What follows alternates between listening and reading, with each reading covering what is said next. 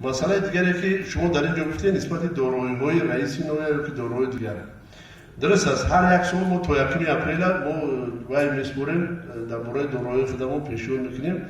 دارایی من که اون قرار از بگیم که چی میگم رانندگی را ناز نمیبینیم اونقدر مشکلی شخصی نگرفتگیم روزشارگو همین از سال 2000 خیلی تقدیر بلند کرده است تا همین روزه در وظیفه روباری اومده شدیم. همین راننده که داریم بسیار باید قدر دیگه وای نکنیم، یعنی که همون قسم ممکن وای کنند من автомاشین شخصی ندارم. برای من یک تا خانه 3 خانگی در شهر دوشنبه کوچه فردوسی 89 حجره 54 دارایی هست.